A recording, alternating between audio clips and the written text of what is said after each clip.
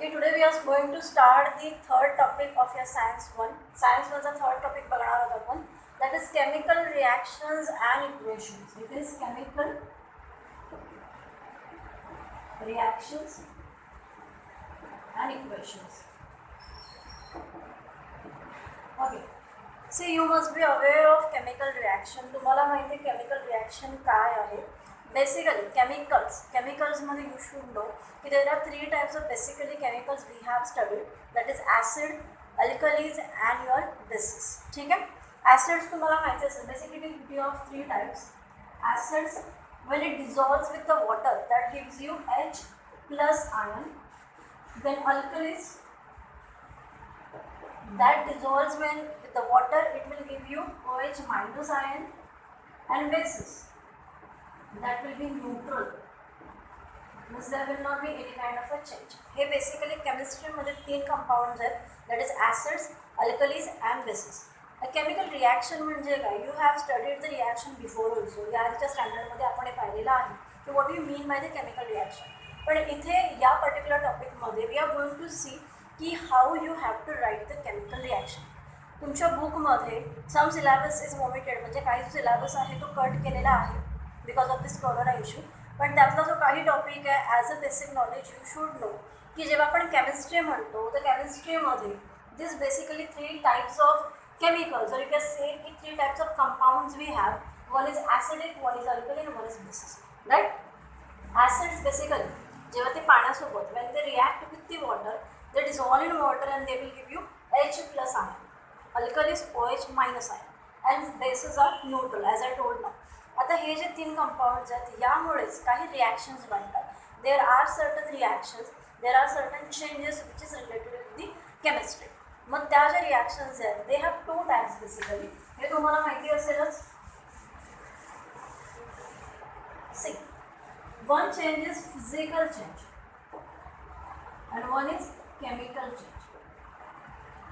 Physical is nothing but, for example, water. पाणी जे आहे, if we are heating it for the 100 degree Celsius, जेव्हा आपण पाण्याला बॉईल करणार ते 100 degree Celsiusला बॉईल होतं, म्हणजे तो तुझा बॉइलिंग पॉईंट आहे. वॉटर इज बेसिकली लिक्विड आहे, but when we are heating it, when we are providing the heat, when we are boiling it, it turns into the vapor form, means gaseous stage. म्हणजे the liquid thing is transforming into the vapor, means in a gaseous stage. That thing is called physical change. की when you will find the changes in the appearance. म्हणजे जेव्हा water liquid होतं same way वॉटरमध्ये when we are freezing it, जर आपण boil केलं it will turn into the gaseous stage. when we are freezing it, it will be in a solid, म्हणजे ice formation होते. that change is called physical change. It is also the chemistry. कारण इथे because of binding of molecules there will be the ice formation because of chemical bonding. Then when we are heating, म्हणजे जेव्हा आपण boil करतो तेव्हा सुद्धा chemical change आहे, म्हणून तो म्हणजे chemical it's a chemistry basically. पण इथे तुम्हाला फिजिकल चेंज दिसतो की एकच कंपाऊंड आहे, एकच ऑब्जेक्ट आहे, it is showing the three different changes. That is called physical changes. That is why what is chemical changes. Chemical changes म्हणजे काय? ॲज यू नो की आपण घरामध्ये फ्रूट्स आणले, कोणतेही fruit, if it is raw, कच्ची फळं असतील, if you are keeping it for the longer time, त्यांचा कलर चेंज होतो, टेस्ट चेंज होते. Any kind of cooked object, म्हणजे आपण घरामध्ये एखादी भाजी बनवली असेल मॉर्निंगला किंवा लवकर, आणि if you are not using it for the longer time तर ती खराब होते, स्मेल येते किंवा त्याचा कलर चेंज होऊ शकतो. That thing is called chemical change. की when the chemicals in that compound has change. म्हणजे एखादं फ्रूट जेव्हा कच्चं आहे, रॉ आहे, it will have the sour taste, पण जेव्हा ते पिकेल तेव्हा त्याला गोड टेस्ट असणार. म्हणजेच काय? Chemical change. क्लिअर? अपिअरन्स तर आहेच, पण केमिकली पण चेंज होतं. केमिस्ट्रीमध्ये हे दोन चेंजेस मॅटर करतात. One is about the physical and one is about the chemical. तुमच्या बुकमध्ये एक चार्ट दिलेला आहे. जरी हा चार्ट तुम्हाला एक्झामला नसेल, एक्झामसाठी रिमूव्ह केला असेल, तरी you should know what is chemical and what is physical. Okay? Clear with this? तुमच्या बुकमध्ये एक छोटी ॲक्टिव्हिटी पण तुम्हाला दिलेली आहे. It is not for your exam again, but you can study it for your knowledge. Okay? इथे page number 31 वरती you can see there is a one table for your activity. It you can solve for the practice. सोपं आहे, करू शकता तुम्ही. बऱ्याचशा activities दिलेल्या आहे की आईस फॉर्मेशन आहे, काही ऑब्जेक्ट आपण कुक करताना before they are different, after they are different, it is about the changes. So you have to just make it the changes की फिजिकली कोणतं आणि केमिकली कोणतं. हे फक्त तुमच्या एक्सरसाइजसाठी आहे, you don't need to study for the exam. Okay. त्यानंतर जो महत्त्वाचा पार्ट आहे फिजिकल चेंजेस, यामध्ये आपल्याला बघायचं आहे की कशामध्ये physical changes will come. So physical changes related with the parameters that is temperature and pressure. Okay, temperature as I told you, water example आहे. If you are heating, it is vapor, or you can say that it's a gaseous compound. When you are freezing, it's a solid compound in the ice formation. The pressure मध्ये पण you are using the cooker मध्ये when we steam it, तुम्ही बघता की physical change म्हणजे आपण जे करतो राईस असेल it is separate, when it's cooked it is complete form, it's combined. So that is the physical changes. So हे दोन पॅरामीटर्स आहेत which shows the physical changes, whereas your chemical reaction is nothing but the bonding. As I told you की नवीन formation होते, it may give the color change, it may give the taste change, it may give you the different kind of a taste and everything. That is related with the chemical changes.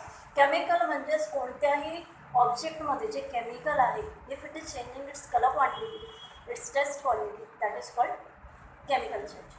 फिजिकलमध्ये तुम्हाला खूप सारे example दिलेली आहे तुमच्या बुकमध्ये, that is related with your physical and chemical changes. So chemical equations, टॉपिकचं नाव आहे reactions and equations. So we are going to study the book. First of all I told you that we have 3 compounds. Now I told you that it is about the chemical and physical changes. Okay. त्यानंतर तुमच्या बुकमध्ये you have given a complete paragraph और complete page, basically how to right the equations or how to write the reactions. Okay, chemical equations, why we call the equations? Okay, आपण याला equation का म्हणतो? See, there is a thing when we are doing the equation, आपण equation कशाला म्हणतो? If I am writing like this, 2 + 2 is equal to 4, means we are adding something, so we are getting the product. When we are subtracting something, we are getting the product. So हे सुद्धा आपण equation form मध्येच लिहितो. For example हे equation फॉर्ममध्ये आहे, तुमच्या बुकमध्ये दिलं आहे बघा. CuSO4 copper sulphate when reacts with zinc. See इथे मी प्लसचं साईन टाकलं आहे. So this plus sign nothing but the addition. We are writing in the form of equation, म्हणून आपण त्याला म्हणतो chemical equation. So it's a chemical equation. Now what will be my product? The product will be ZnSO4 zinc sulphate plus copper.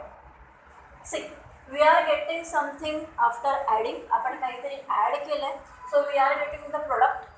पण हे आपण कसं लिहिलं आहे? In math format. मॅथ्सच्या फॉर्मॅटमध्ये we are writing in the form of a equation. When CuSO4 reacts with zinc, it will give you ZnSO4 plus Cu. तुमच्या बुकमध्ये रिॲक्शन दिलेली आहे. नाउ यू कॅन सी, जसं आपण मॅथ्समध्ये 2 + 2 is equal to 4 किंवा जे काय आपण इक्वेशन मांडतो इन द मॅथमॅटिकल टाईप, तसंच आपण इथे करतो. That is what is called chemical equation. What the meaning of equation? Now तुमच्या पुस्तकामध्ये तुम्हाला पूर्ण मेथड दिलेली आहे की हाऊ टू फॉलो और how to write the chemical reaction, which is very important part of this topic. Clear? कारण यापुढे because it is your 10th year, जरी बोर्ड नसेल तरी somehow you are going to study in 11th for the science and everything. तर त्यासाठी तुम्हाला माहिती पाहिजे, if you are opting for the science तर केमिस्ट्री कंपल्सरी आहे. तर तुम्हाला इक्वेशन्स कसे तयार करायचे, कसे बॅलन्स करायचे, त्यासाठी इट्स अन आयडिया. ओके. जसं तुमच्या बुकमध्ये दिलेलं आहे, 2 इक्वेशन्स तुम्हाला दिलेले आहेत की आपण जेव्हा 2 वस्तू ॲड करतो we are getting the product of it, so that is called equation. तुमच्या बुकमध्ये बरेचसे एक्झाम्पल आहेत, you can study it later. आता फर्स्ट ऑफ ऑल मी तुम्हाला सांगितलं की केमिकल इक्वेशन हे असं असतं, पण यासाठी वी हॅव सम प्रोसिजर. एक मेथड आहे how to write it. Okay. First of all, okay, equation हा वर्ड तुम्हाला कळला असेल. Now there is a procedure, और you can say that there are some steps of it. First of all, what you have to understand, आपण जेव्हा reaction, जसं मी आता ही reaction इथे लिहिली होती,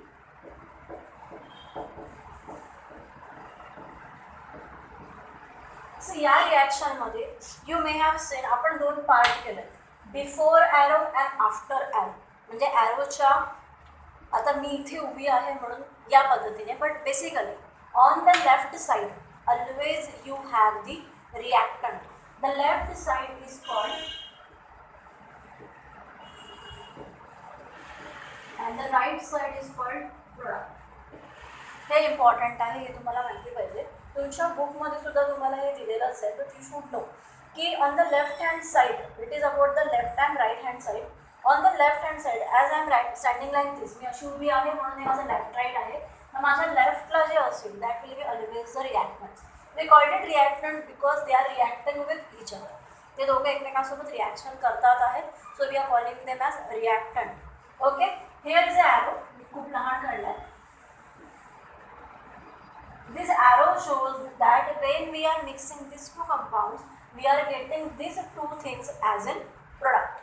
म्हणजे या दोघांची बेरीज किंवा या दोघांचे ॲडिशन केल्यानंतर मला जे आन्सर मिळेल ॲज इन मॅथ्स, तसंच इथे जिथं आपण दोन केमिकल्सचं ॲडिशन केल्यानंतर त्यांचे रिॲक्शन केल्यानंतर we are getting the left hand side that is product. Clear?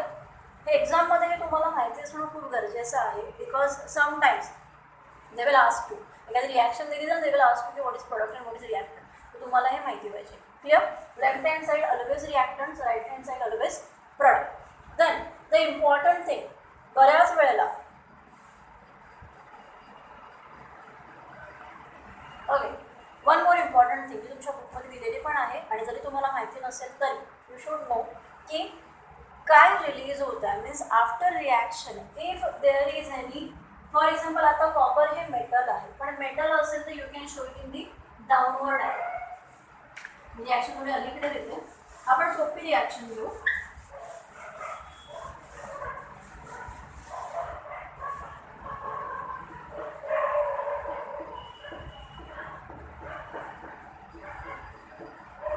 मी एकदम सोपी रिॲक्शन घेते. Na प्लस घेते, Cl मायनस घेते, NaCl आहे, ही एक आपली रिॲक्शन आहे. Now you know Na it's a metal, chlorine it's a gas. आता या दोघांचं कॉम्बिनेशन केल्यानंतर मला एक बेसिक कंपाऊंड मिळालं that is a salt. Clear? इथे मी प्लस साईन लिहिलं आणि इथे मी मायनस साईन लिहिलेलं आहे. So why I have written like this. ते पॉझिटिव्ह आणि निगेटिव्ह लिहिण्याचा मिनिंग काय? पॉझिटिव्हचा अर्थ आहे when any compound has valent electrons. ह्याच्याकडे ही रिॲक्शन आपण याआधी पण शिकलो आहोत. Sodium is 11 number, 1 electron is extra. If any compound, if any element is bearing extra electrons, जर त्याच्याकडे काही इलेक्ट्रॉन्स जास्ती असतील तर we are writing the plus sign, आणि ज्याच्याकडे कमी असते ते आपण लिहितो मायनसमध्ये. म्हणजे सपोज जर इथे 2 इलेक्ट्रॉन्स एक्स्ट्रा असते तर आय कॅन राईट 2 प्लस, इथे 2 कमी आहेत तर आय कॅन राईट 2 मायनस, म्हणजे तेवढे इलेक्ट्रॉन्सची कमी आहे. हे सुद्धा you have to mention in the equations. Clear? म्हणजे लक्षात काय ठेवायचं आहे की कोणाचा ॲटॉमिक नंबर काय आहे. ॲटॉमिक नंबरमध्ये जितके इलेक्ट्रॉन्स व्हॅलेंट असतील that you have to write on the top. आता इथे दोघांनाही एकच कमी आहे, इथे एक इलेक्ट्रॉन जास्त आणि इथे एक इलेक्ट्रॉन कमी आहे. So I written only plus and minus. Clear? हा एक रूल आहे. देन काय रिलीज होतं आहे? काय रिलीज होतं म्हणजे suppose if any gaseous compound is release, म्हणजे समजा after writing any reaction I will take H2 as an product. म्हणजे समजा मी लिहिलं की H2O आहे माझं रिॲक्टंट आणि मला काय मिळालं आहे H2 आणि O. Okay, this is my reaction. आता मला H2 मिळालेलं आहे, म्हणजे if I am getting product as a gaseous compound I will denoted by the upward arrow. Upward arrow म्हणजे if any gaseous compound release.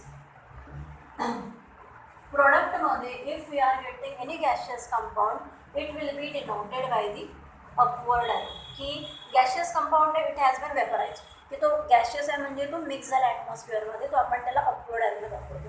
If any metal, so we are showing downward arrow for metal and other objects, तर आपण downward arrow दाखवतो.